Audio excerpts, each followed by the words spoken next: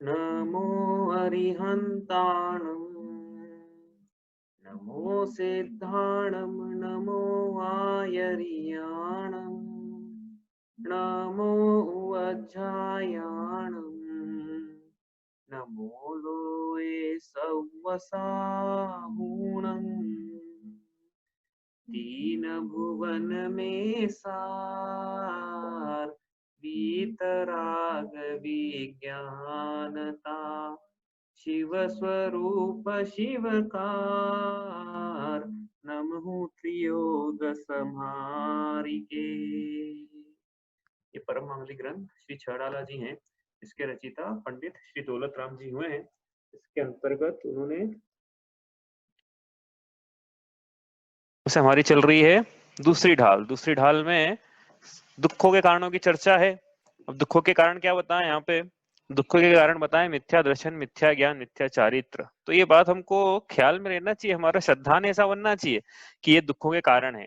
वरना यदि दुखों के कारण का श्रद्धान यही बना है कि इष्ट का वियोग, अनिष्ट का संयोग, पर पदार्थ मेरी इच्छा अनुसार परिणमित नहीं हो रहे हैं, पाप का उदय चल रहा है, असाता का उदय चल रहा है, मेरा पुत्र मेरी बात नहीं मान रहा है, स्त्री कलाकारी है, व्यापार अच्छा नहीं चल रहा है, नौकरी अच्छी नहीं चल रही है, शरीर जो है रोगमय है, खाने व्यापार अच्छा नहीं चल रहा है।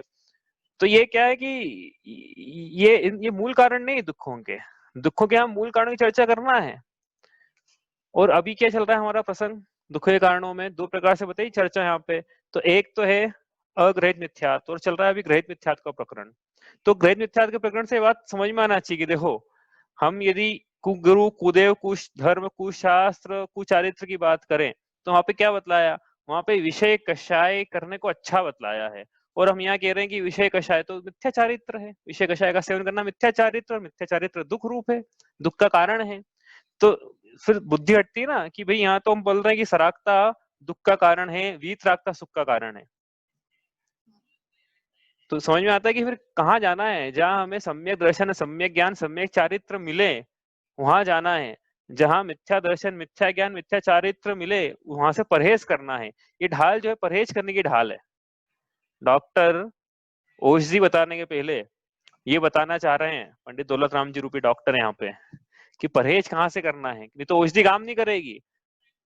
यदि ये परहेज नहीं करा, एक राशि भी चूक हो गई, ओशडी कोई काम नहीं आने वाली है। तो ओशडी के पहले परहेज करना जरूरी है अग्रहित मिथ्यात्व से। और अग्रहित मिथ्यात्व से पहले ग्रहित मिथ्यात्व से। यदि ग्रहित मिथ्यात्व पाया जा रहा है जीव के, तो पहली भूमिका में छह डाला पढ़ते पढ़ते, वे आप मैं बताऊं, मेरी बताता हूं मैं। ठीक है, हम भी पढ़ा तो था नहीं कुछ, ठीक है, आज से 15-20 साल पहले की बता रहा हूँ, ये आजकल की नहीं है। फिर मोक्ष मार्ग प्रकाशक जब मैंने पढ़ा, उसका 5वां अध्याय, 6ठा अध्याय, बस उसके बाद से ग्रहित मिथ्यात्व मिथ्यात्व छूट गया जीवन, वापस पलट के नहीं आया है ये। तो एक बार पढ़ना है, इतनी सी तो बात है। वहां अब मोक्ष का प्रकाशक पढ़ के देखना कैसे नाम ले लेके लिखा है वहां पे उन्होंने। और फिर उन्होंने हेतु दिए, वो हेतु अपन थोड़े बहुत यहाँ डिस्कस भी करेंगे कि कैसे कैसे क्या होता है वास्तव में। तो वो इतनी सी तो बात थी, बस एक चैप्टर पढ़ना था बस। और ग्रहित मिथ्यात्व का वो एक चैप्टर पढ़ के त्याग हो गया।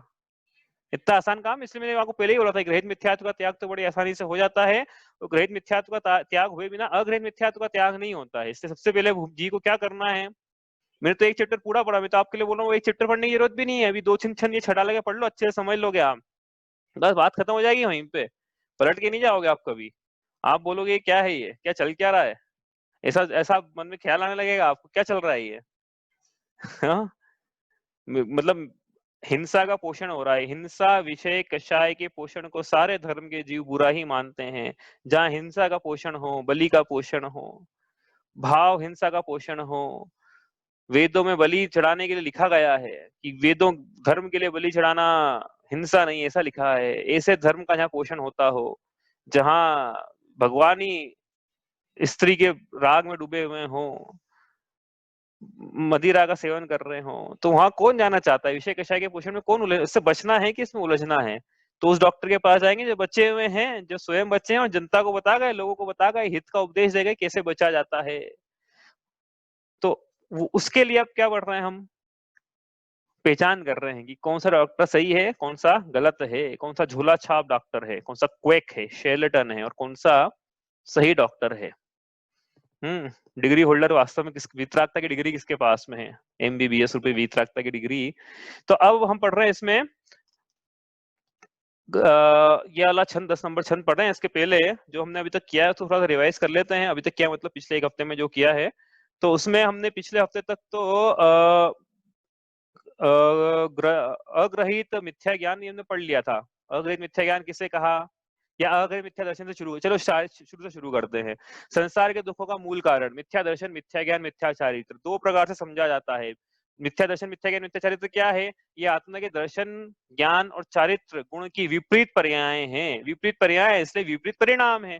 सम्यक पर्याय पर्याय करेंगे तो सम्यक परिणाम नहीं, अच्छे परिणाम निकलेंगे। प्रश्न सम्यक का एक सम्यक का अर्थ होता है प्रशंसा के अर्थ में युक्त, उसको सम्यक समीचीन बोला है। ठीक है, जैसा सूत्र जी में लिखा है, राजवार्तिक में ऐसा लिखा हुआ था कि सम्यक का मतलब प्रशंसा के अर्थ में युक्त होने वाला शब्द है। तो अच्छी चीजें कब मिलेगी? जब जो गुण हैं वो प्रशंसनीय होंगे तो प्रशंसा मिले, मतलब अच्छी चीजें मिलेगी, प्रशंसनीय चीजें मिलेगी। अच्छी चीजें, समीचीन चीजें।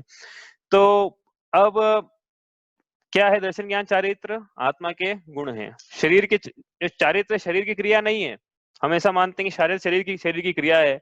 मुनिराज जो 28 देखो उनका चारित्र मुनिराजों का, 1 करोड़ शयन करते हैं, दिन में 1 रात भोजन करते हैं, वो सब ठीक है, बहिरंग चारित्र है, लेकिन अंतरंग चारित्र वो दिखता नहीं है अपने को कि देखो इनके कितने शुद्ध परिणाम है, शुद्धोपयोगी हैं, किसी क्षमा पाई जाती है इनके, किसी वीतरागता पाई जाती है। वो तो उसकी प्रकटीकरण उसका बाहर से होता है कि 1 बार भोजन करते हैं, उपवास करते हैं, लेकिन अंतरंग में वास्तव में चारित्र तो ये शुद्धोपयोग है, वीतरागता है, शुद्ध भाव है। तो चारित्र क्या है? आत्मा का गुण है। शरीर की क्रिया को चारित्र नहीं बोलना है यहाँ पे, उपचार से बोलते हैं, किसी अपेक्षा से आगे बोलेंगे, लेकिन वास्तव में तो आत्मा के गुणों की चर्चा है। शरीर को थोड़ी अपने को मोक्ष भेजना है, किसको भेजना है? तो जिसको भेजना है उसके चारित्र की बात करो ना। ठीक है, तो ये 2 प्रकार से समझा जाता है, अग्रहित मिथ्यात्व और ग्रहित मिथ्यात्व। अग्रहित मिथ्यात्व मतलब बिना पर के उपदेश से अनादिकाल से चला आ रहा। तो क्या चला आ रहा है? दर्शन चला आ रहा है। दर्शन बिना पर के उपदेश से अनादिकाल से दर्शन में विपरीतता चली आ रही है, इसको बोला अग्रहित मिथ्या दर्शन। इसी प्रकार अनादिकाल से बिना पर के उपदेश से मिथ्या दर्शन पूर्वक जो भी मिथ्या ज्ञान चला आ रहा है जीव का, वो सब क्या है? मिथ्या ज्ञान है। मिथ्या ज्ञान कैसे कहा इसको? थोड़ा सा भी ज्ञान पाया जाएगा, 2 दूनी 4 पाए जाएंगे, रस्सी को रस्सी समझे, समझा था ना, ये इतना सा याद रखना बस। मिथ्या दृष्टि जीव रस्सी को रस्सी कहे तो भी उसका ज्ञान विपरीत, और सम्यक दृष्टि जीव रस्सी को सांप जाने तो भी उसका ज्ञान समीचीन। बताओ, इतना बड़ा फर्क है। और हम क्या समझते थे कि statement of fact is truth, ऐसा मैं भी समझता था, statement of fact is truth, लेकिन ट्रुथ की परिभाषा बदल दी यहाँ तो। ट्रुथ क्या है? समीचीनता क्या है? जो समीचीनता की तरफ ले जाए, सत्य की तरफ ले जाए, वो समीचीन है। जो सत्य की तरफ ले जाए उसको समीचीन कैसे बोल सकते हैं? तो वो रस्सी को रस्सी जान रहा है, लेकिन उसमें 3 प्रकार के विपर्यास पाए जा रहे हैं, कारण विपर्यास, स्वरूप विपर्यास और भेदा भेद विपर्यास। लेकिन सम्यक दृष्टि को वो जान रहा है, सुपर भेद विज्ञान पाया जा रहा है, उसको ये मालूम है कि रस्सी जो है रस्सी के कारण से है, रस्सी में सुख नहीं है, और मैं रस्सी से सर्वथा भिन्न हूँ, मेरे कारण से रस्सी का अस्तित्व नहीं है। ये सब जान रहा है साथ में, वो रस्सी तो जान ही रहा है, साथ में रस्सी को सांप भी जान रहा हो, लेकिन साथ में ये जान रहा है कि जो भी है ये मेरे से पृथक है, मेरे सुख का कारण नहीं है, मेरा इष्ट और अनिष्ट का संयोग से मुझे सुख दुख नहीं होता है। तो इसलिए उसका ज्ञान रस्सी को सांप जानते हुए भी समीचीन है। किसका? सम्यक दृष्टि का। मतलब सम्यक दृष्टि का क्या महात्म्य है? पूरे लोक को जान ले लेकिन आत्मा को नहीं जाने तो भी ज्ञान विपरीत, और सिर्फ आत्मा को जाने और भले कुछ जाने या नहीं जाने तो भी ज्ञान समीचीन। क्योंकि क्यों ऐसा क्यों है? कहानी सुनी थी, पंडित जी को नदी पार करना थी, तैरना आता नहीं था उनको। जो प्रयोजन भूत है उसका ज्ञान होना चाहिए, कहने का मतलब ये है, जहां जो जिसकी जरूरत है, तो ये समझदारी है ना। लोग में समझदारी किसको बोलते हैं? प्रयोजन भूत का नहीं है ज्ञान तो समझदार कैसे कहेंगे?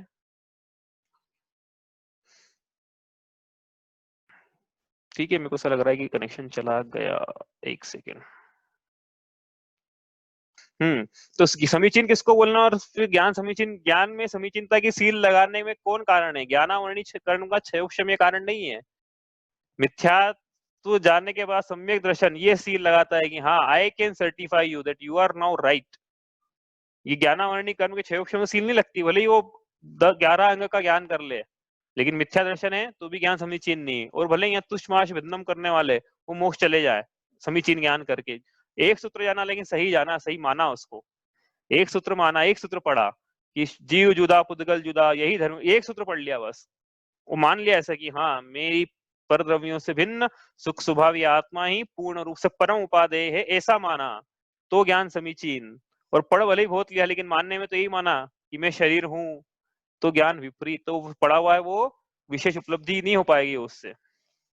ठीक है, ये हमने पढ़ा था इसमें, किसमें पढ़ा था ये, अग्रहित मिथ्या ज्ञान में, है ना, अग्रहित मिथ्या ज्ञान पढ़ा। इसके बाद फिर हमने अग्रहित मिथ्या चारित्र पढ़ा। अग्रहित मिथ्या चारित्र मतलब अनादिकाल से बिना पर के उपदेश से मिथ्या दर्शन मिथ्या ज्ञान पूर्वक जो जो भी विषयों में प्रवृत्ति पाई जाती है, जीव की विषय कषाय का सेवन पाया जाता है, वह सब अग्रहित मिथ्या चारित्र है। अब यहाँ पे जो विषयों में प्रवृत्ति लगाई बहिरंग चारित्र की अपेक्षा से लगाई, कि विषयों में प्रवृत्ति पाई जा रही है, शरीर की क्रिया पाई जा रही है ना, शरीर लगा हुआ ऐसा लगता है, लेकिन अंतरंग में भी उसके परिणाम पाए जा रहे हैं विषयों को भोगने के लिए।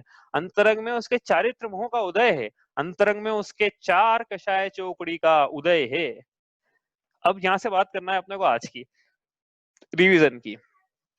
क्या समझा था हमने मिथ्याचार, देखो इसके भेद किए थे हमने, 8 कर्म की प्रकृतियों के नाम लिख लिया आपने, दिमाग में अपने लिख लेना, मोहनी कर्म लेना, 2 भेद करना उसको, दर्शन मोहनी चारित्र मोहनी। दर्शन मोहनी के 3 भेद करना, सम्यक मिथ्या सम्यक मिथ्या, तो चारित्र मोहनी के 25 भेद करना, 4 कषाय चौकड़ी और 9 कषाय। क्यों कर रहे हैं ये सब, क्योंकि ये जो मिथ्या चारित्र है, देखो ज्ञान और दर्शन और ज्ञान का तो क्या है, जैसे दर्शन प्रकट हुआ ज्ञान समीचीन हो गया, उसमें ज्यादा कुछ वो ये नहीं है, ट्रांजिशन फेज लंबा नहीं है उसका, उसका एक प्रोसेस है, लेकिन वो जैसे प्रोसेस होता है वो जीव सम्यक दृष्टि हो जाता है।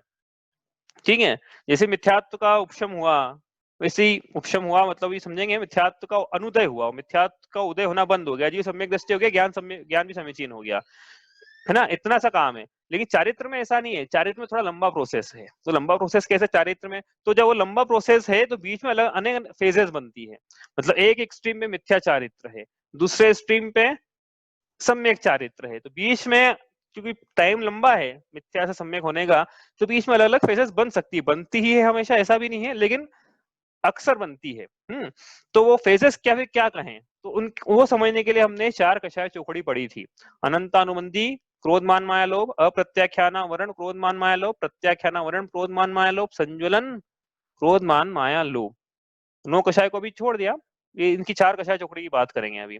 तो एक एक्सट्रीम पे क्या है, मिथ्या चारित्र, किसे कहा मिथ्या चारित्र, चारित्र मोह की अपेक्षा से कथन करें, अभी चारित्र मोह के भेद हो गए ना, बीच चारित्र में व्यवधान डालो, चारित्र मोह जो सम्यक चारित्र प्रकट नहीं होने दे या वीतराग पूर्ण नहीं होने दे, तो क्यों नहीं होने दे रहा है, हमें सम्यक चारित्र क्यों नहीं पाया जा रहा है, दर्शन मोह का उदय चल रहा है, चारित्र मोह का उदय चल रहा है।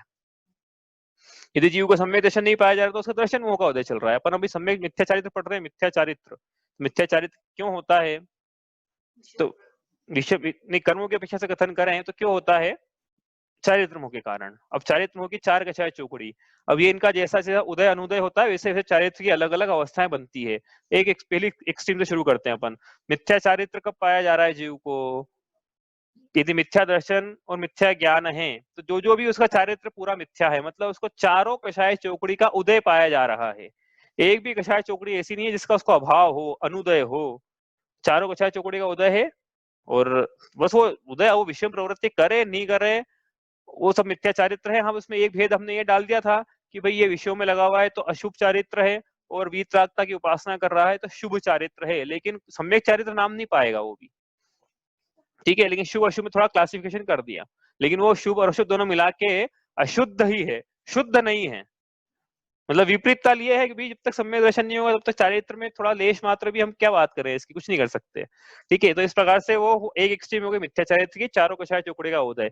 दूसरी एक्सट्रीम की बात करें वो जिसमें पूर्ण सम्यक चारित्र पाया जा रहा है, सम्यक चारित्र की पूर्णता पाई जा रही है, ऐसा कौन है, ऐसे स्थूल रूप से हमने बोला था अरियन भगवान है, सिद्ध भगवान है, लेकिन एक मुनिराज की भी एक बीच में ऐसी स्टेज आती है जब उन्हें सर्वज्ञता तो नहीं है लेकिन वीतरागता है, उसकी बात तीसरी ढाल में हम करेंगे विस्तार से, अभी नहीं कर रहे हैं, प्रसंग नहीं अभी अपना, लेकिन स्थूल रूप से बोले तो अरियन भगवान है, सिद्ध भगवान है, इनके पूर्ण वीतरागता पाई जा रही है, लेश मात्र भी राग कषाय नहीं पाया जा रहा है, मतलब उनके चारों कषाय चौकड़ी का क्या पाया जा रहा है, अभाव पाया जा रहा है। तो एक एक्सट्रीम हो गई चारों कषाय चौकड़ी का उदय, दूसरी स्ट्रीम पे है चारों कषाय चौकड़ी का अभाव, ये हो गया। अब बीच की स्टेजेस, तो बीच की स्टेजेस में हम आगे बढ़े तो मिथ्या दृष्टि जीव से सम्यक दर्शन की प्राप्ति करता है तो उसके क्या होता है, अनंतानुबंधी कषाय चौकड़ी का अभाव होता है। यदि कोई जीव सम्यक दृष्टि है, इसका मतलब नियम से उसके अनंतानुबंधी कषाय चौकड़ी का उदय नहीं है। अनंतानुबंधी क्रोध मान माया लोभ नहीं पाया जा रहा है उसके। उदय में हो, सत्ता में हो तो हो, सत्ता से कोई मतलब नहीं, उदय में नहीं पाया जा रहा है। ऐसा हो सकता है कि कर्म सत्ता में लेकिन उदय में। उदाहरण के लिए कोई, हम नरक आयु मान लें अभी, ठीक है, मान लो हमने नरक आयु मान ली, लेकिन उदय किसका चल रहा है अभी? उदय तो मनुष्य आयु का चल रहा है ना, तो सत्ता में हो सकती है आयु। वो तो जब नरक में जाएगा जीव, तब वो नरक आयु फिर उदय में आएगी, ठीक है। तो सत्ता में है, उदय में नहीं है, लेकिन आबादा काल चल रहा है एक तरह से, सत्ता में है लेकिन उदय में नहीं है। तो वो अनंतानुबंधी बंधा हुआ है कर्म, हो सकता है बंधा हुआ हो। छायिक सम्यक तो नहीं है, मान लो छायिक क्या होता है आगे पढ़ेंगे, मतलब मान लो बंधा हुआ है, लेकिन ऐसा हो सकता है कि उदय में नहीं बंधा होने के बाद भी किसी कारण से उसका आवादा का चल रहा है, ऐसा नहीं बोल रहे हैं, उसको कुछ और चल रहा है, लेकिन इसलिए उदय में नहीं है। उसका क्षयोक्षम चल रहा है, इसलिए उदय में नहीं है। तो क्षयोक्षम आगे पढ़ेंगे क्या होता है। तो अनंतानुबंधी का उदय नहीं है, लेकिन तीन कषाय चौकड़ी का अभी भी उदय है। लेकिन मिथ्या दृष्टि जीव को सम्यक दर्शन की प्राप्ति करना है, तो कर्मों की अपेक्षा से कथन करें तो ये बोलेंगे कि इसको अनंतानुबंधी कषाय चौकड़ी का अभाव करना है, और साथ में दर्शन हो की मिथ्यात्व नाम की प्रकृति थी ना, उसका भी अभाव करना है। 5 प्रकृतियों का अभाव करना पड़ेगा जीव को, तो इसके संसार परिभ्रमण का छोर आते हुए दिखेगा। अनादिकाल से यदि जीव अनादि मिथ्या दृष्टि है, तो इसके कभी इन 5 कर्म की प्रकृतियों का कभी अभाव नहीं हुआ। ये ही दुख के कारण है बस संसार में। इसके अलावा कोई दूसरा दुख का कर्म की अपेक्षा से कथन करें तो कोई नहीं है। इन 5 प्रकृतियों का अभाव करना है बस। किसका? मिथ्यात्व नाम की दर्शन होगी प्रकृति, जब वो जाएगी तो साथ में अनंतानुबंधी वाली भी 4 भी चली जाएगी, मतलब ये 5 एक साथ जाती है। एक साथ मतलब उसका कुछ क्रम है, लेकिन वो जाएगी एक साथ ही लगभग। वो सूक्ष्मता से देखेंगे तो थोड़ा एक एक करके जाती है।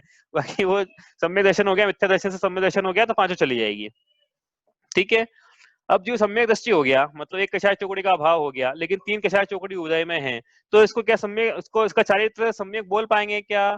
तो एक बात अब याद, दूसरी इंपॉर्टेंट बात याद रखना। पहली क्या याद रखी आपने कि अनंतानुबंधी का अभाव करके सम्यक दर्शन होता है। दूसरी इंपॉर्टेंट बात याद रखना है कि अनंतानुबंधी अप्रत्याख्यानावरण और प्रत्याख्यानावरण कषाय चौकड़ी ये सर्वघाती है। सर्वघाती का मतलब क्या होता है?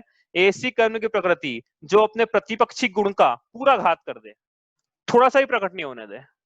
ऐसी कर्म की प्रकृति जो अपने प्रतिपक्षी गुण का पूरा घात कर दे, थोड़ा सा भी किंचित भी प्रकट नहीं होने दे, किंचित भी उघाड़ नहीं होने दे। क्योंकि सम्यक चारित्र आत्मा का स्वभाव है। जैसे ज्ञान आत्मा का स्वभाव है, केवल ज्ञान आत्मा का स्वभाव है, अनंत सुख आत्मा का स्वभाव है, ऐसे वीतरागता ये मेरा स्वभाव है। ये कोई बाहर से प्रकट नहीं हो रहा है, ये तो मैं स्वयं वीतराग स्वरूप हूं हम। लेकिन वीतरागता को घात किया जा रहा है, किसके द्वारा घात किया जा रहा है? 4 कषाय चौकड़ी के द्वारा।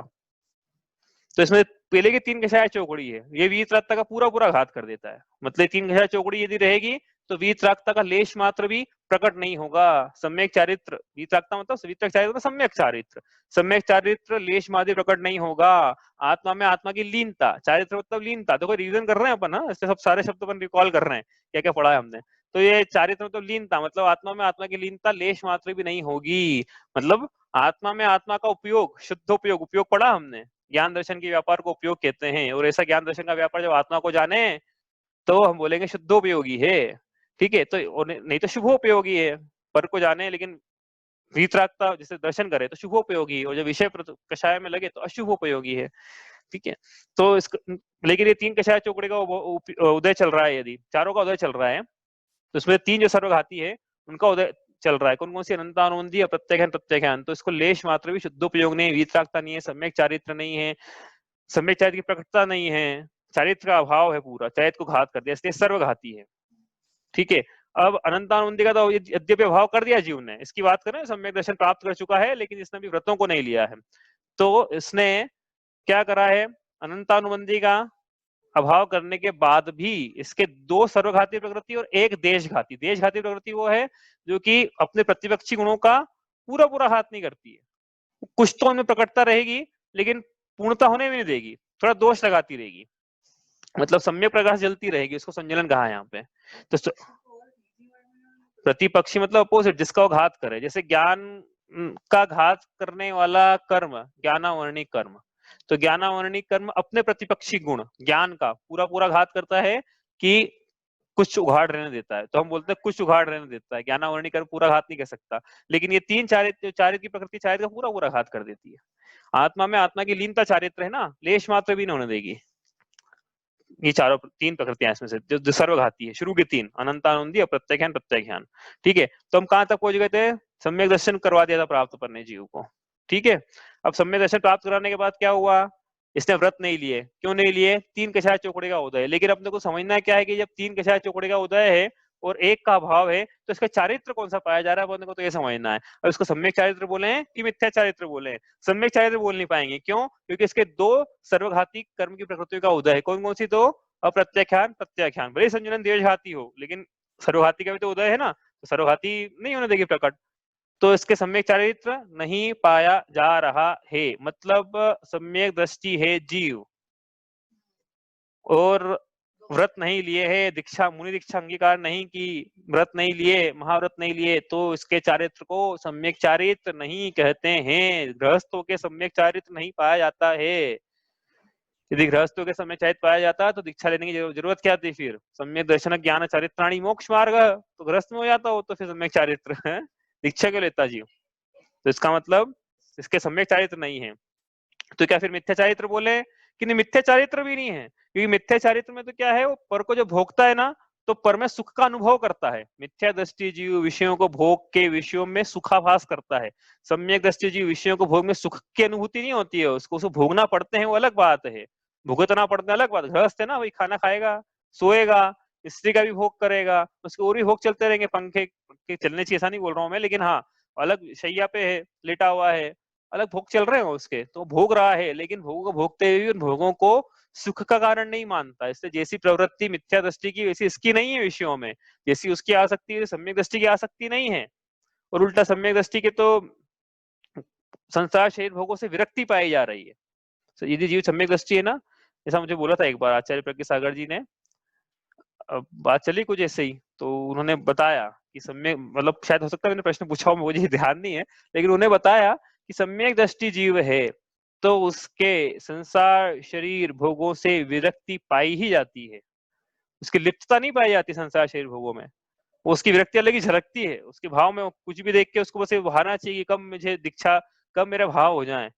और भाई तीर्थंकरों के ऐसे ही हुआ, बादलों का विघटन हुआ, बिजली गिरी, नीलांजना मृत्यु को प्राप्त हुई, हो बस बहाने मिले, और क्योंकि तो पहले ही विरक्त थे और वो संयोग मिल गए, बस दीक्षा अंगीकार कर ली, संसार शरीर भोगों से पूरे उदासीन हो गए।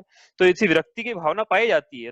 राजा भरत, जो चक्रवर्ती भरत थे, उनको ऐसी विरक्ति थी कि उन्होंने 96,000 रानी को छोड़ा, 6 खंड का वैभव छोड़ा, और छोड़ते से ही अंतर मुहूर्त में अर्हंत अवस्था को प्राप्त कर हो गए। चारों कषाय चौकड़ी का अभाव, मतलब एक का तो हो चुका था, 3 का और अभाव कर लिया उन्होंने वही एक अंतर मुहूर्त में। आहार के लिए भी नहीं उठे वो। तो इसी क्योंकि विरक्त थे वो घर में, मतलब व्यक्ति हो तो राजा भरत जैसी 6 खंड की संपदा, लेकिन अंतर मुहूर्त में केवल ज्ञान। तो ये इसलिए क्या, गृहस्थ को विरक्ति पाई ही जाती है। तो ये सम्यक दृष्टि जीव है, मतलब सम्यक दृष्टि को विरक्ति पाई जाती है। सम्यक दृष्टि जीव है तो विरक्त हो। और कैसा कैसा विरक्त तो आगे देखेंगे अपन। गेही पे ग्रह में नचे जो जल्दे भिन्न कमल है, नगर नारी को प्यार यथा कादे में हेम अमल है। इसी पंक्ति आएगी आगे और देख लेंगे इस विरक्ति को अपन, कि कैसे वो गृहस्थ विरक्त रहता है भोगों से। तो ये विरक्त है, ठीक है, लेकिन इसके व्रत नहीं पाए जा रहे हैं। तो इसके अभी मिथ्या चारित्र तो, सम्यक चारित्र तो नहीं है, लेकिन मिथ्या चारित्र भी नहीं पाया जा रहा है। क्यों नहीं पाया जा रहा है? क्योंकि इसके वैसी आसक्ति नहीं है जैसी उसके है। तो लेकिन सम्यक चारित्र भी नहीं पाया जा रहा है। तो क्या बोले, तो बीच की स्टेज है, मतलब एक स्टेज से दूसरे स्टेज में ट्रांसफॉर्मेशन हो रहा है, तो अलग अलग स्टेजेस बन रही है बीच में।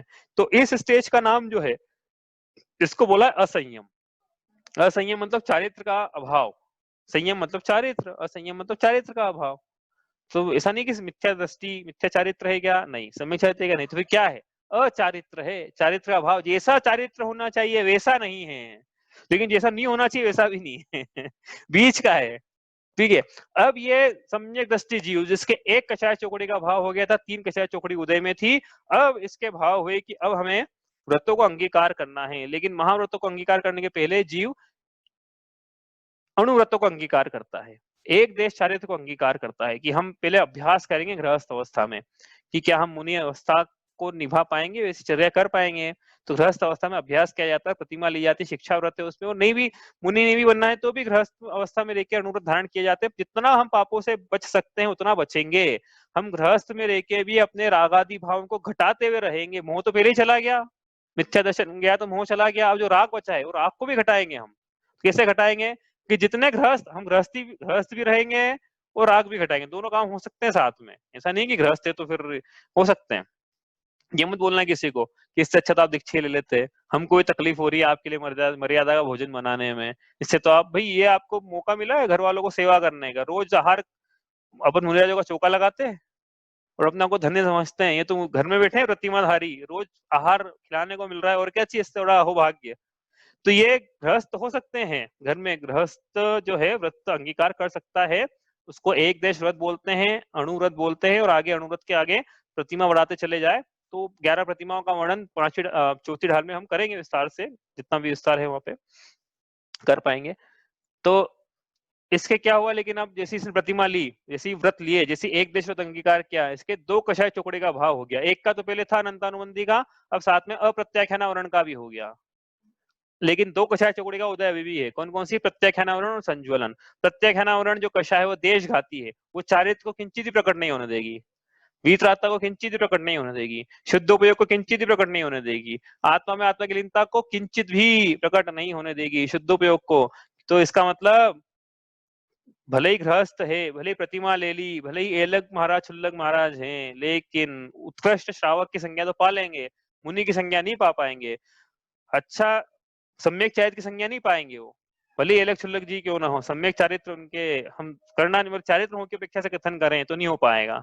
ठीक है, तो अब इनको क्या, फिर इनके क्या मिथ्या चारित्र, क्या मिथ्या चारित्र सम्यक दृष्टि के नहीं था, अब ये तो प्रतिमाधारी हो गए हैं, इनके क्या क्या मिथ्या चारित्र, तो इनके सम्यक चारित्र क्या नहीं, सम्यक चारित्र तो भैया अभी वो बैठी ना प्रत्येगानावरण, वो कहां से होने देगी। तो फिर क्या है इनके, इनके संयमा संयम है, इनके एक देश चारित्र है, इनके देश चारित्र है, इनके सकल चारित्र नहीं है, इनके सम्यक चारित्र नहीं है, सकल नहीं है, एक देश है या देश है या संयमा संयम है। ठीक है, इनके जिन प्रतिमा ले ली है, वो दूसरी प्रतिमा धरे से लेके पहली प्रतिमा भी ले लेना चाहिए एक्चुअली, दूसरी बोलता हूँ कि छेड़ा रहा हूँ, दूसरी का वर्णन है, पहली का नहीं है, लेकिन पहली से ले लो आप, पहली से लेके 11वीं तक जो भी प्रतिमा जीव ने ली, प्रतिमा का मतलब होता है प्रतिज्ञा लिए, मतलब प्रतिज्ञा लिए, व्रत लिए, छोटे छोटे से गृहस्थ में लेके जो कर सकते हम करेंगे अपने राग को कम करने के लिए। हाँ, रागों को कम करने के लिए व्रत लिए जाते हैं, पापों से बचने के लिए और राग को कम करने के लिए। अब ये कौन हो गए फिर? संयम संयम, 2 विकषा चौकड़े का इनका भाव हो गया था, इनको आगे बढ़ाए हम। अब संसार शरीर भोगों से उदासीनता के भाव होते हुए, वैराग्य की परिभाषा है, 5वें ढाल में वापस पढ़ेंगे, आपको समझ में नहीं आ रही तो कोई दिक्कत नहीं है। वैराग्य मतलब संसार शरीर भोगों से उदासीनता के परिणाम, ऐसे परिणाम जीव के हुए, और फिर उन्होंने अभ्यास तो कर लिया शिक्षा व्रत में दूसरी प्रतिमा लेके, और फिर अब सहनन देखा, शरीर का परिचय जय देखा, अनुकूलता देखी स्वयं की कि हम कर पाएंगे कि नहीं। देखो ये है मार्ग मुनि दीक्षा का, उसके बाद ये हम करेंगे, हमको एकाकी, हम एकाकी विचरण, अभी पंचम काल में एकाकी तो नहीं करेंगे, लेकिन हाँ हम शमशान में विचरण करेंगे, वहां पे सिंह और बाघ से संयोग होगा, और हमारा शरीर का भक्षण करेगा, तो हम क्या करेंगे, हम ये भावना भाएंगे क्या कि ये तो अच्छा है कि हम जंगल में हैं और यहाँ पे सिंह और बाघ का संयोग हुआ है जो सिर्फ शरीर को ही खाते हैं। यदि हम वन में, नगर में होते तो नगर में तो श्रावक मिलते, वो शरीर के साथ साथ आत्मा को भी खा जाते। ये तो शरीर है, और शरीर तो हमारा वैसे ही दुश्मन है, शरीर तो वैसे ही बेरी है, ये बेरी का बेरी तो मित्र हुआ, इसलिए वो भावना लिखा उन्होंने कि माया मानो पाया परम मित्र सम संयोग, ऐसा पूर्व अवसर में लिखा है श्रीमद रायचंद जी ने, कि जब गिरी पे बाघ सिंह संयोग होगा तो ऐसी इसमें सहनन पाया जा रहा है कि नहीं, कहने का मतलब ये इनमें से ऐसा तो नहीं है कि ये मुनि दीक्षा लेके फिर हम शीतलाचरण करेंगे और व्रतों में दोष लगाएंगे, इससे तो अच्छा फिर गृहस्थ ही बने रहे। आपको बताया ना कि मुनि दीक्षा लेने के बाद जीव तिल्ली होती, तिल्ली, जरा सी तिल्ली, तिल्ली भी नहीं, तिल्ली का जो छिलका है, तिल्ली के छिलके के मात का परिग्रह भी करता है तो निगोद का पात्र बनता है। सीधे निगोद भेज दिया, ऐसा भी थोड़ा नरक तो भेज दो, तो कहीं और स्थावर भेज दो, सीधे निगोद भेज दिया। और गृहस्थ इतना सारा परिग्रह रखे, मतलब परिग्रह परिमाण कर लिया, लेकिन परिग्रह रखे तो भी स्वर्ग का पात, स्वर्ग का अधिकारी, कहाँ निगोदर कहाँ स्वर्ग, और गृहस्थ और कहाँ मुनिराज। क्यों? क्योंकि बड़ी प्रतिज्ञा की थी, उसका भंग करने का दुष्परिणाम भी बड़ा निकलेगा। इसलिए जीव को जब ऐसा निर्णय हो जाता है, पक्का श्रद्धान हो जाता है कि मैं सम्यक दृष्टि हूँ, मैं संसार शरीर भोगों से विरक्ति है, मेरे को शरीर से कुछ नहीं लेना देना, कोई प्रयोजन नहीं, शरीर जब तक मेरे धर्म का साधन है तब तक मैं शरीर को धारण करूंगा। जब शरीर के धारण से मेरे को धर्म धारण करने में परेशानी होगी तब मैं शरीर को भी छोड़ दूंगा। जिस दिन से शिक्षा ली जाती है उसी दिन से संलेखना समाधि शुरू हो जाती है मुनिराज की, देखा जाए एक तरह से तो, क्योंकि वो कभी भी उपसर्ग आ जाएगा, कभी भी शरीर को छोड़ना है, अभी छोड़ना पड़ जाए। अभी ऐसा उपसर्ग महामारी फैल हुआ है, पहला उपसर्ग आ गए, महामारी फैल गई, शरीर को छोड़ना पड़ा, होते हैं ऐसे भी। तो और अभी संलेखना इसमें अपन इतना तो नहीं पढ़ेंगे, उस रत्नाकर शावकाचार्य में पढ़ना आप, वहां ऐसा लिखा है बिल्कुल कि उपसर्ग आया तो संलेखना बिल्कुल ले लेना चाहिए, मतलब मेरी संलेखना अब तक चलेगी अब तक कि उपसर्ग दूर नहीं होगा, ऐसी संलेखना भी होती है। तो तैयार है हमेशा, उनका तो अभ्यास शुरू पहले दिन से शुरू हो गया है समाधि का, ले लेना चाहिए ऐसा नहीं बोल रहे हैं, लेकिन आ जाएगा तो तैयार है हम तो भाई, हमको शरीर छोड़ने के लिए, हम तो चाहते हैं शरीर छूट जाए, मतलब चाहते हैं मतलब कि हम शरीर के बंधनों से मुक्त होना चाहते हैं, कहने का मतलब ये। तो ऐसा उसको निर्णय हो जाए तो फिर वो मुनि दीक्षा अंगीकार करता है। गृहस्थपना त्याग कर मुनि दीक्षा अंगीकार की जाती है। अंगीकार करे फिर क्या होगा कि 2 कषाय चौकड़ी का पहले अभाव था, अब हो जाएगा 3 कषाय चौकड़ी का अभाव। पहले किसका उदय था? प्रत्याख्यानावरण और संजुलन कषाय चौकड़ी का उदय था, लेकिन अब ये प्रतिमाधारी ने जैसे ही मुनि दीक्षा धारण करी और ध्यान में बैठे ये, तो इनके प्रत्याख्यानावरण कषाय चौकड़ी का भी अभाव हो गया, मतलब 3 कषाय चौकड़ी का अभाव मुनिराजों के होता है। संजुलन कषाय चौकड़ी का उदय है। अब संजुलन कषाय चौकड़ी जो है वो जो है देशघाती है। देशघाती मतलब चारित्र का घात तो करेगी, इन पूरा घात नहीं कर पाएगी, सामर्थ्य नहीं संजुलन में पूरा घात कर पाए, ऐसा अनुभाग ही नहीं है उसका पूरा घात कर पाए वो, मतलब इंटेंसिटी नहीं उसकी ऐसी, अनुभाग मतलब इंटेंसिटी नहीं है उसकी कि पूरा घात कर पाए। तो इनके फिर क्या चारित्र की प्रकटता है, सम्यक चारित्र की प्रकटता है, वीतरागता की प्रकटता है, शुद्धोपयोग की प्रकटता है, आत्मा में आत्मा की लीनता की प्रकटता है।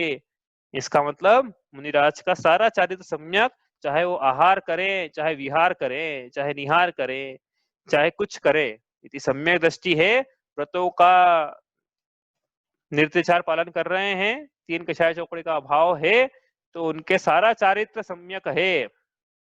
ठीक है।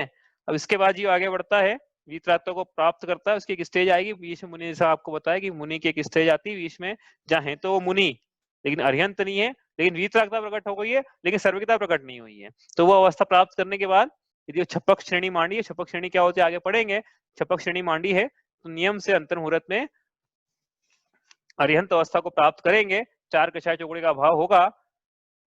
उसके बाद बस हो गया, टिकट बुक हो गया। अब तो अब आयु जब पूर्ण होगी तब क्या होगा, सिद्ध बनेंगे। तो ये सम्यक चारित्र इस प्रकार का चारित्र होता है। अपन यहाँ क्या पढ़ रहे हैं, मिथ्या चारित्र। मिथ्या चारित्र मतलब मिथ्या दर्शन, मिथ्या ज्ञान पूर्वक जो भी प्रवृत्ति पाई जा रही है विषय भोगों में, तो कम से कम प्रवृत्ति पाई जाए तो कम से कम थोड़ा धर्म के कार्य भी तो करे जीव, सम्यक दर्शन की प्राप्ति के उपाय भी तो करे। ये तो चल ही रही मिथ्या विषयों की प्रवृत्ति को मिथ्या चारित्र बोल रहे हैं। देखो यहाँ पे कहने का मतलब यहाँ पे ये है, यदि जीव अनादिकाल से मिथ्या दृष्टि ना कहते आ रहे हैं, वो तो हम अनादिकाल से पाए जा रहे हैं परिणाम जीव के, और उसने सम्यक दर्शन प्रकट नहीं किया तो मिथ्या दर्शन के परिणाम मिथ्या चारित्र के परिणाम है, और उसकी विषय में प्रवृत्ति पाई जा रही है विशेष रूप से, तो मिथ्या चारित्र पाया जा रहा है। मिथ्या चारित्र संसार परिभ्रमण का कारण है। तो क्या करना है, मिथ्या चारित्र हटाने के पहले मिथ्या ज्ञान हटाने के पहले मिथ्या दर्शन को हटाना है, मतलब सम्यक दर्शन की प्राप्ति करनी है, मतलब जीवादि प्रयोजन भूत तत्व सरधे तिन माहि विपर्ययत्व।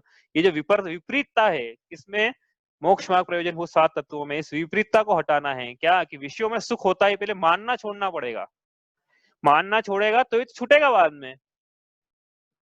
यदि उसने मानने नहीं छोड़ा जीव ने कि विषय में सुख होता है, तो आचरण में कैसे छूटेगा उसका।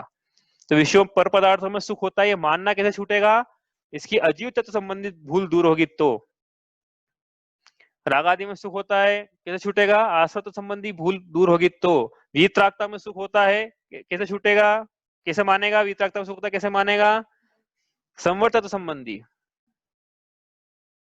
मेरी आत्मा ही पूर्ण उपादेय है, यदि ऐसा मानेगा तो मोक्ष तत्व संबंधी विपरीत सिद्धांत छूटेगा इसका। मैं अपने लिए परम उपादेय, मेरी सुख स्वभावी आत्मा ही परम उपादेय है, ऐसा आत्मा को मानेगा, जानेगा और अनुभव करेगा, तो फिर सम्यक दर्शन की प्राप्ति हो, तो फिर आगे चल के रास्ते खुलेंगे सम्यक चारित्र। तो एक्चुअली क्या है, ये पूरा विधि है कि ऐसा आगे बढ़ा। अभी हम लोग में भी कहीं बढ़ना है, हमको सीईओ बनना है, तो ऐसा थोड़ी कि अभी रात में बैठे हैं तो भैया चपरासी सुबह उठ के सीईओ बना देंगे हमको। तो ये विधि है कैसे बनाया जाता है, वो विधि है शास्त्रों में लिखी है, अपने को आगम का अभ्यास करना चाहिए। इसलिए वो उस विधि जानने के लिए नहीं, ज्ञान को समीचीन करने के लिए। ज्ञान की समीचीनता सम्यक दर्शन पूर्वक होती है।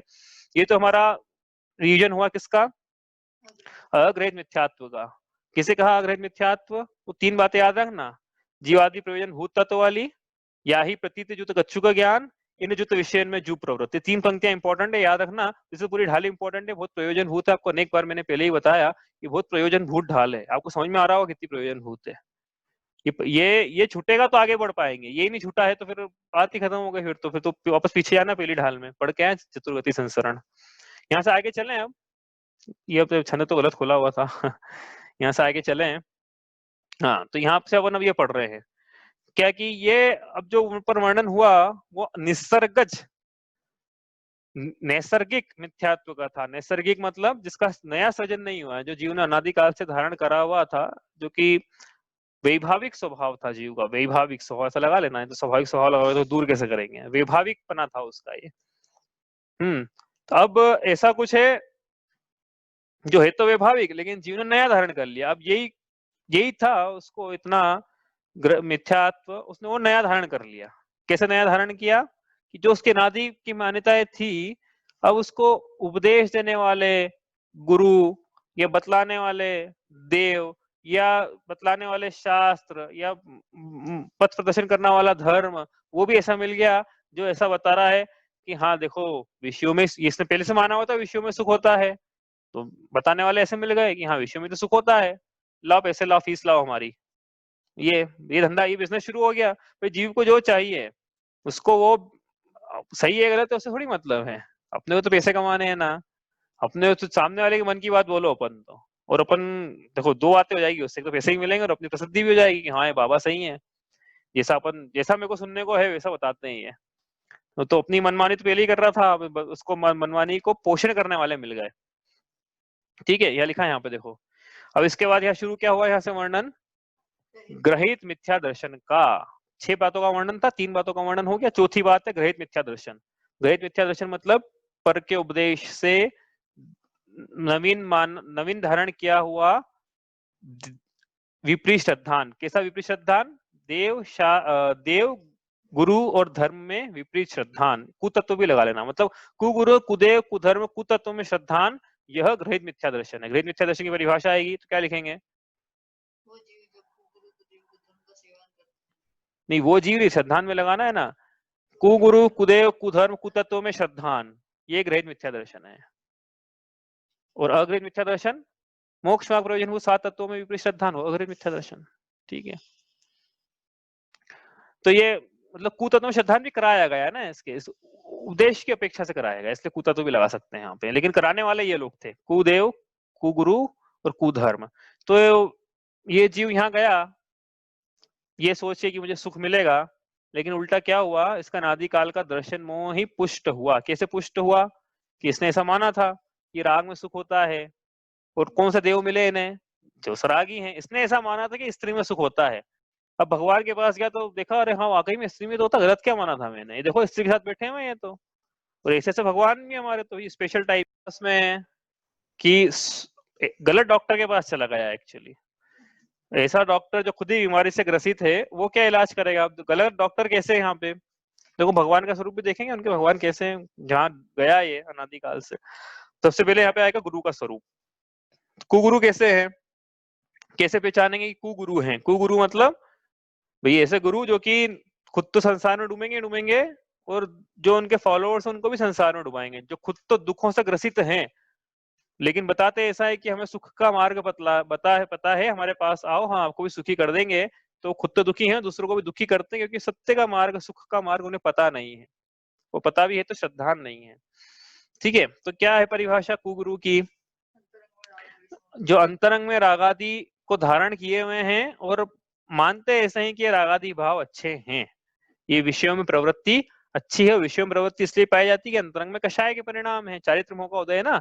तो फिर बहिरंग में विषय ऊपर पढ़ क्या है, अभी तो पढ़ा हमने, इन जुत विषय में जू प्रवृत्त, तो अंतरंग में कषाय की प्रवृत्ति, तो बहिरंग में अंतरंग में कषाय है, तो बहिरंग में विषय प्रवृत्ति है।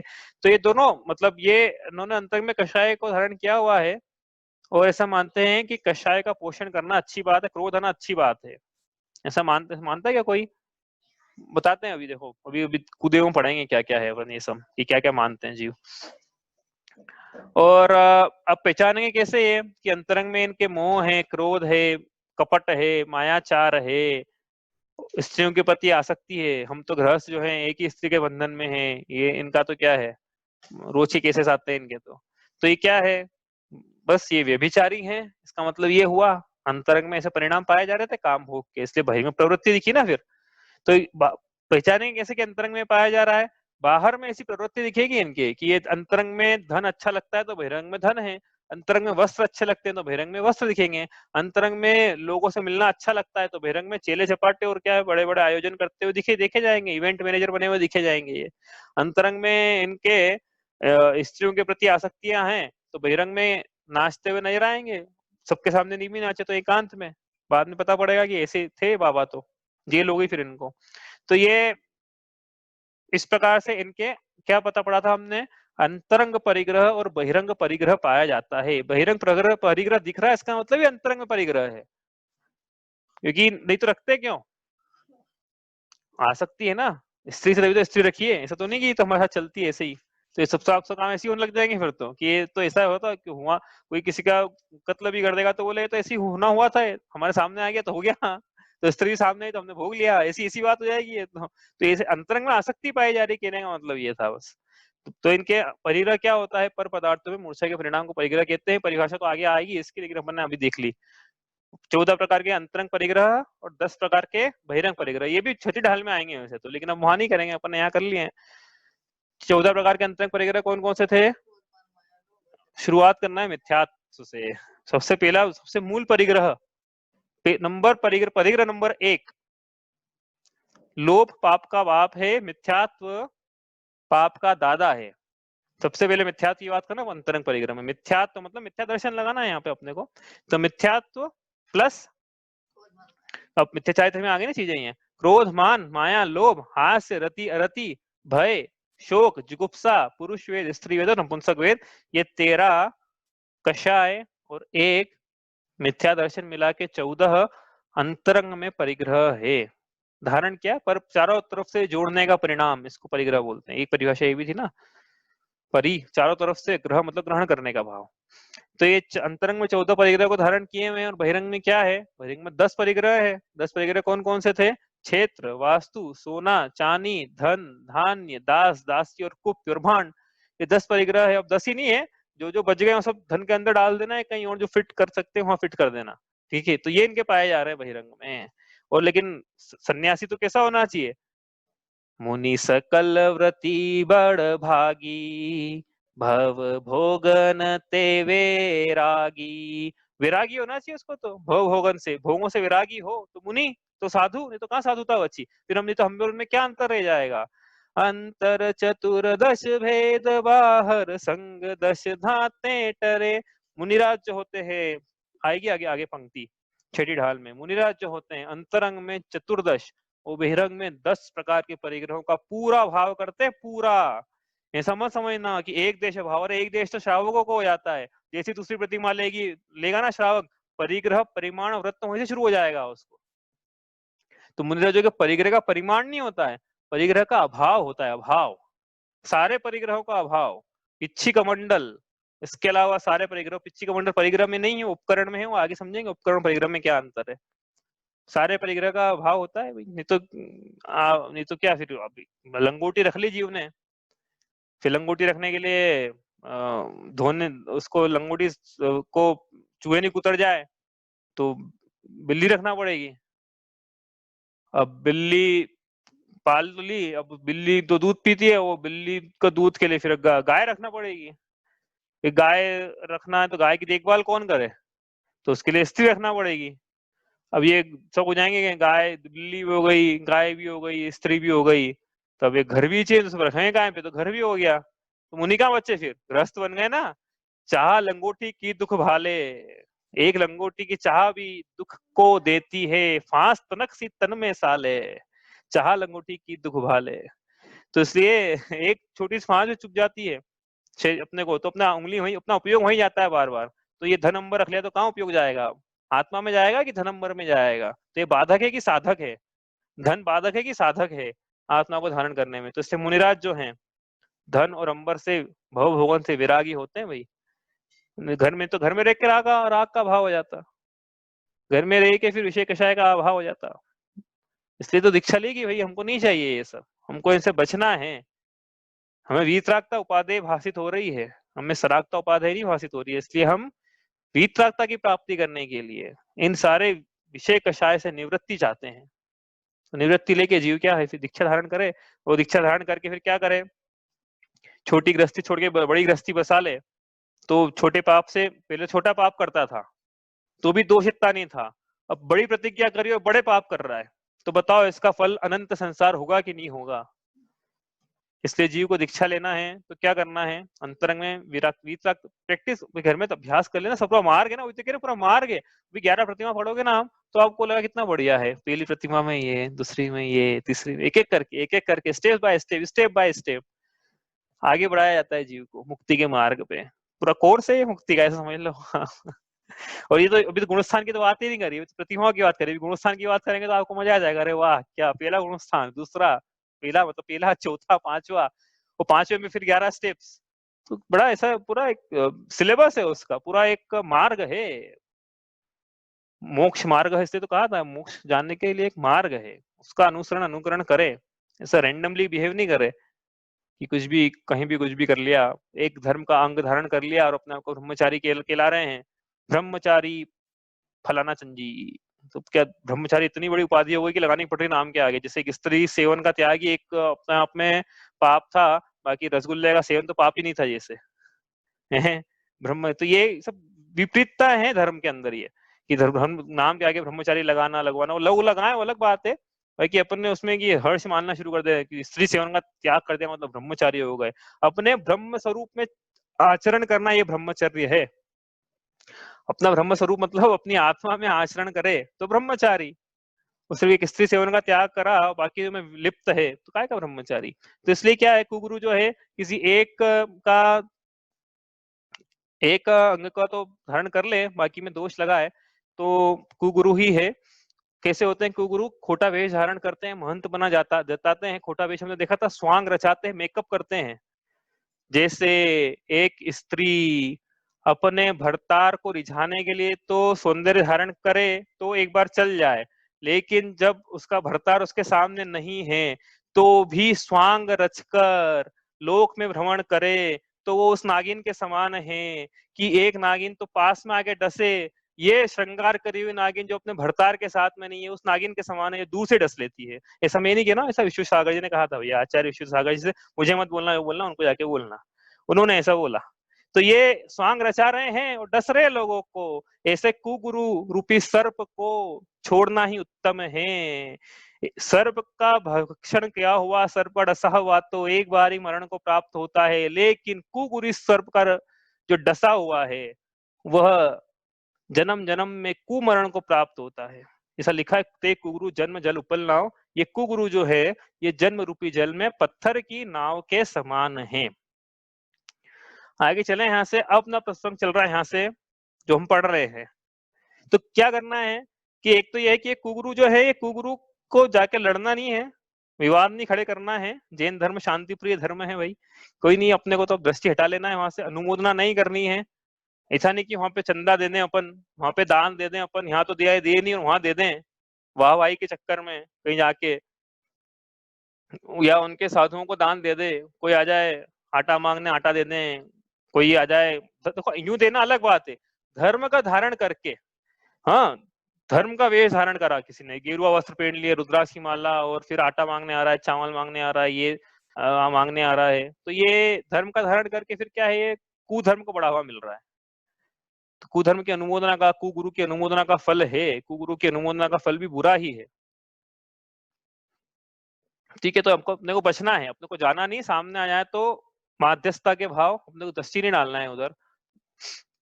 कहने का मतलब ये जाना तो है ही नहीं। और स्वयं को यदि दीक्षा लेने के भाव हो तो हमने बताया कि इसका क्या तरीका है, वो तरीका देखेंगे अपन, इसमें आगे आएगा डिटेल में। अभी तो शॉर्ट में अपन ने देखा कि ऐसा 4 स्टेप प्रोसेस, सम्यक दर्शन मतलब तत्वज्ञानी होता है जीव, फिर दूसरी प्रतिमा का धारण करके अभ्यास करता है, तीसरा संसार शरीर भोगों से उदासीनता के भाव होते, चौथा उसको ये जानना प्रतीत होता है कि मुझसे परिचय जय होगा, तो फिर वो दीक्षा लेता है। ऐसे 4 स्टेप भी अपन ने बोली, उसकी 4 की इंटरनल बहुत सारी स्टेप्स है, बाकी हाँ ये मुख्य बातें हैं उसमें दीक्षा लेने के लिए। स्वयं को दीक्षा लेना है तो क्या करना है और किनसे बचना है, 2 बातें हुई इसके अंदर।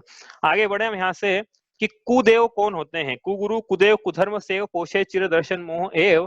कुगुरु हमने पढ़ा, कुगुरु में यदि श्रद्धान है तो जीव को ग्रहित मिथ्या दर्शन है जो अग्रहित मिथ्या दर्शन का पोषण करता है। वैसे ही कुदेव में यदि श्रद्धान है। अब कुदेव कौन होते हैं, जो कि सुख के कर्ता नहीं है, जो कि इष्ट के कर्ता नहीं है, लेकिन अपने आप को इष्ट के कर्ता के रूप में स्थापित करना चाहते हैं, या फिर लोग उनको पूजते हैं इष्ट का कर्ता मानकर। ते हैं कुदेव तिनकी जू से वो शट करत न तीन भव भ्रमण छे। वे सब कुदेव हैं। और जो मेरी कह रहा हूं मूर्ख शब्द यहाँ लिखा हुआ है, जो मूर्ख, दौलत राम जी कह रहे हैं यहाँ पे देखो, शठ, शठ का मतलब नीचे कहीं लिखा होगा, हाँ ये लिखा, शठ करत न तीन भव भ्रमण छे। जो मूर्ख उनकी सेवा करते हैं, मूर्ख कहा है उनको, उनके संसार परिभ्रमण का कभी अंत नहीं होता। तो हम मूर्ख के समझदार हैं, यूं तो हम वो समझदार हैं, मटका भी लेने जाते हैं तो देव के बारे में कोई निर्णय ही नहीं। जो शादी करने के लिए स्त्री गई तो 25-50-100 लड़कियां देखी, इतने बार बेटा देखे, लड़का देखा तो ऐसा होना चाहिए वैसा होना चाहिए। अब देव तो कोई भी चल जाए, देव में क्या है, हमारे लिए सारे देव एक समान, सर्वधव सम्माव, सर्वधर्म संभाव। हम यहाँ भी चले जाते हैं, वहां भी चले जाते हैं, गंगा गए तो गंगा दास, जमुना गए तो जमुना दास, हमको कोई फर्क नहीं पड़ता। तो लड़के में तो बहुत फर्क पड़ता था और ये देव में कोई फर्क नहीं पड़ रहा है।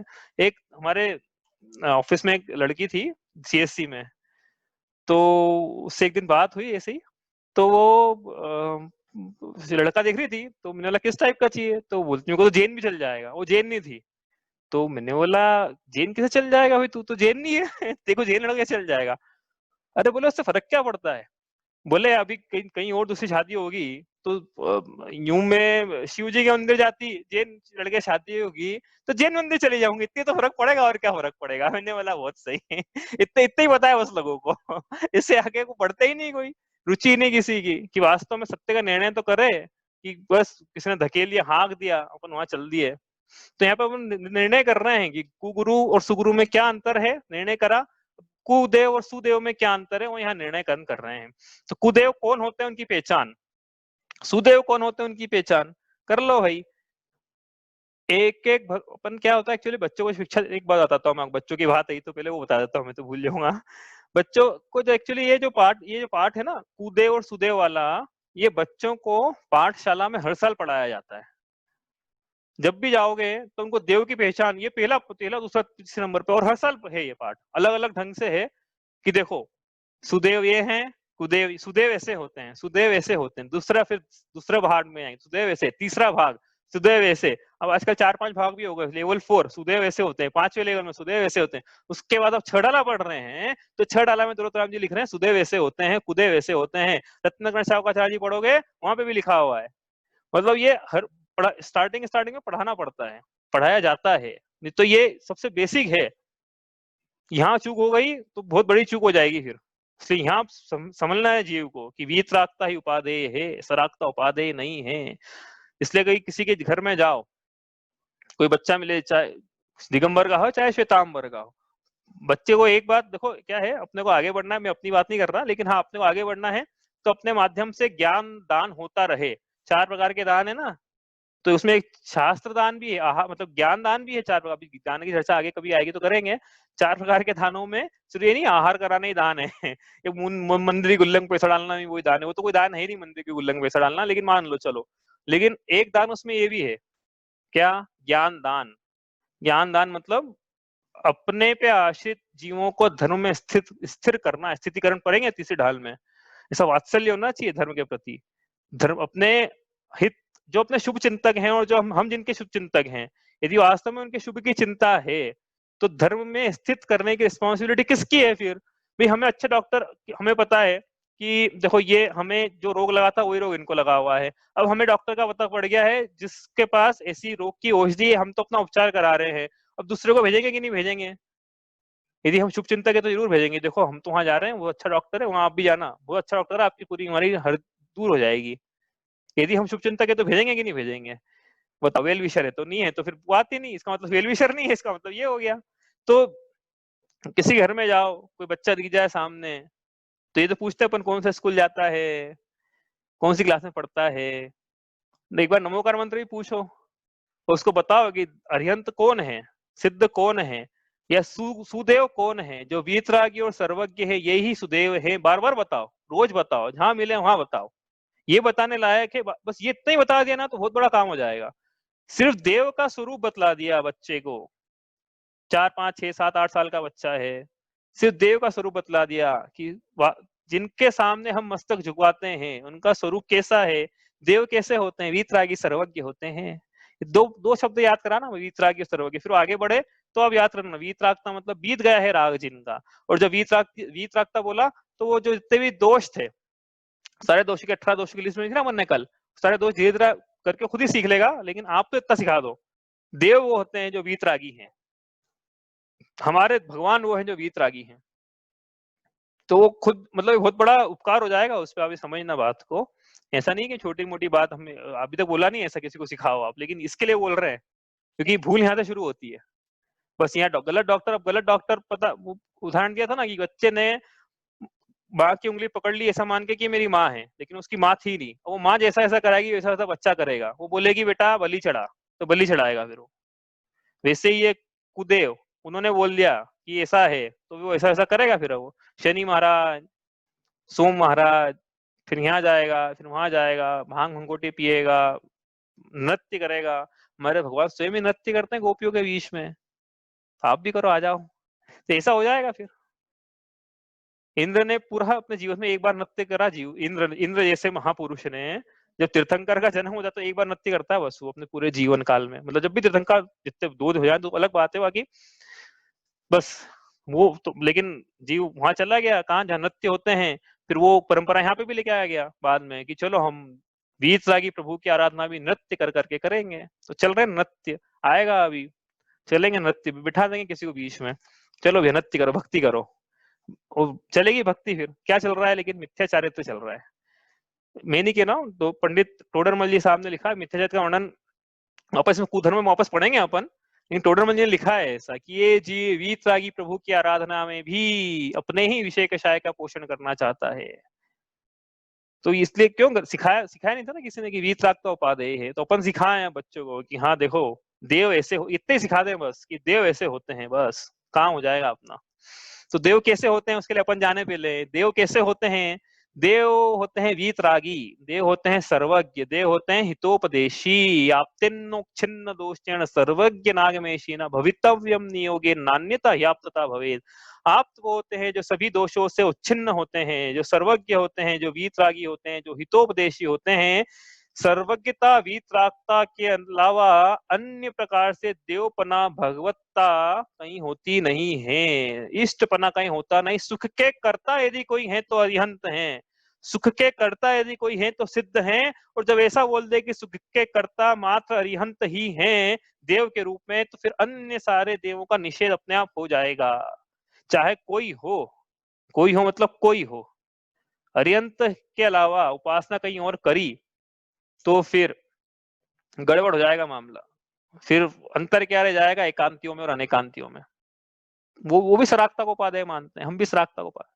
तो समझ में आना चाहिए, देव की पहचान होना चाहिए। देखो देव की पहचान यहाँ से करें, आज तो समय हो गया अपना, अपन ने पंक्ति करी थी, ये पढ़ते हैं एक बार, ये वाली कुदेव संबंधी। अपना रिवीजन तो हो गया, देखो अपन अब जो बच गया इसमें वो थोड़ा बच कर लेते हैं। जे राग द्वेष मल करी मलीन वनिता गदादिच्युत चिन्ह चिन्ह ते हैं कुदेव तिन कीजु सेव, शट करत न तिन भव भ्रमण छेव। कुदेव कौन है? परिभाषा।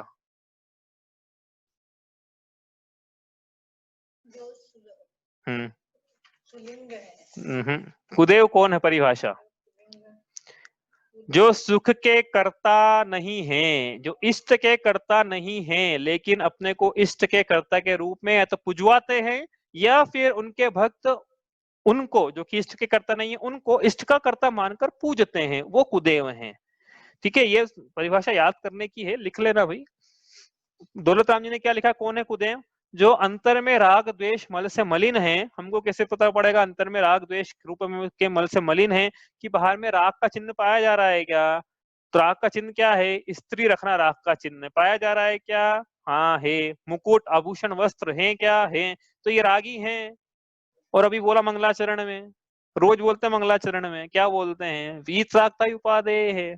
और ये सरागी हैं, तो ये क्या उपादेय हे हो गए, छोड़ने योग्य हो गए। तो बोली ना छोड़ने, तो आते इनको तजिए सुजान, बोली तो रहे। और फिर द्वेष का चिन्ह क्या है? द्वेष का चिन्ह गदा है। क्यों? क्योंकि पर यदि नहीं, हाँ विपन पर से द्वेष है तभी तो विपन रखा है, नहीं तो विपन रखने की क्या जरूरत थी। तो ये कह रहे हैं यहाँ पे कि ये कुदेव है, इनको पहचान लो भैया, इनके चक्कर में मत पड़ना। यदि पढ़ोगे तो क्या होगा? दौलत राम जी कहेंगे कि आप मूर्ख हो, जो पढ़ रहा है हम मूर्ख हैं यदि हम पढ़ रहे हैं तो। और क्या होगा कि चलो कहने से क्या फर्क पड़ता है, लेकिन उनके संसार परिवृण का कभी छोर नहीं आता। क्यों नहीं आता? क्योंकि ये सराक्ता को उपादाय बतला रहे हैं। सराक्ता को उपादाय मानना स्रोत में विपरीत श्रद्धान है, और ये मोक्ष मार्ग प्रयोजन भूत तत्व है, इसमें विपरीत श्रद्धान ग्रहित में अग्रहित मिथ्या दर्शन है, और अग्रहित मिथ्या दर्शन संसार परिवहन का मूल कारण है। इसलिए तो बात बैठ रही कि नहीं बैठ रही नीचे से ऊपर तक? यहाँ लिखा छठ करत तीन भ्रमण छेव, संसार परिवहन का छोर क्यों नहीं आएगा? क्योंकि इन्होंने चीरकाल तक लिखा है, चीरकाल तक दर्शन को पुष्ट कर लिया। आपका आएगा 70 कोड़ा कोड़ी सागर की मान लिया, 70 कोड़ा कोड़ी सागर तक तो चलते रहेगा इनका, एक अपेक्षा से हो सकता है उसके पहले हो जाए सम्य दर्शन, लेकिन चलता रहेगा। उसके बाद नया मान लेंगे मिथ्या दर्शन, चल ही रहा है ना अनादिकाल से। 70 कोड़ा कोड़ी सागर क्यों मरेगा अपनी, अनंत काल से चल रहा है, यही चल रहा है। तो इसलिए इस ग्रहित मिथ्यात्व का अपन त्याग करें तो ही अग्रहित मिथ्यात्व का त्याग होगा। इसलिए हमें यदि दोष पाए जा रहे हैं तो हम दोषों को छटनी कर लें एक एक बारीक बारीक कि हाँ ऐसा तो नहीं पाया जा रहा है, ऐसा नहीं अभी तो क्या स्थूल रूप से विवेचना हो रही है, अभी सूक्ष्म रूप से करेंगे ना इसकी विवेचना तो भी देखना कहाँ कहाँ पहुंच जाएंगे अपन। अपन जैन धर्म के सुदेव पे पहुंच जाएंगे, अपन पहुंचेंगे थोड़ा बहुत, लेकिन आज इतना ही करते हैं। आपको कोई प्रश्न हो तो आप पूछ लो, कल चर्चा इसकी करेंगे, वापस कुदेव की चर्चा करेंगे। अपन चर्चा जो कर रहे थे एक्चुअल में वो कर रहे थे कि कुदेव के प्रकार अपन ने लिखे थे, कल लिखेंगे वापस से। उसमें जो पहला प्रकार था देव जाति के देव को इष्ट का कर्ता मानना, उसमें सबसे पहले अपन ने ज्योतिष जो देव थे सूर्य चंद्र और नवग्रह, यहाँ से चर्चा आपने शुरू की थी, यहाँ से आगे बढ़ाएंगे कि कोई सूर्य को इष्ट का कर्ता मान के जल अर्पित कर रहा है, चंद्र को इष्ट का कर्ता मान के कुछ और कर रहा है, नवग्रह की पूजा कर रहा है, नवग्रह को मान रहा है, नवग्रह को इष्ट का कर्ता, नवग्रह को अनिष्ट का कर्ता मान के शांति आदि के लिए कुछ और कर रहा है। तो सब उसका मान्यता जो है विपरीत है देव के संबंध में, न इष्ट के करता है न अनिष्ट के करता है। ये इष्ट के करता अरिहंत है और अनिष्ट के करता वो जीव स्वयं है। ठीक है, यदि वो इष्ट में नहीं लगा हुआ है तो अनिष्ट करता वो स्वयं है। ठीक है, इसकी चर्चा आप कल करेंगे। आपको कोई प्रश्न तो आप पूछ लो।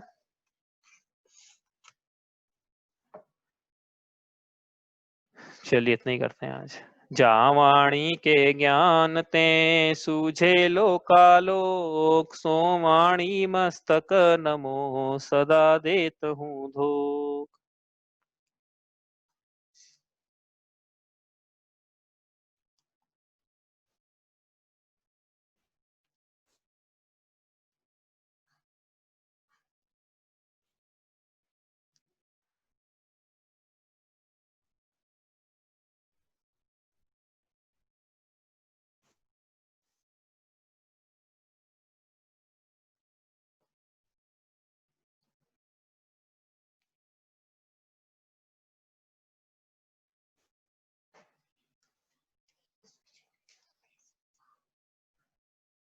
जय जिनेन्द्र। जय जिनेन्द्र। जय जिनेन्द्र।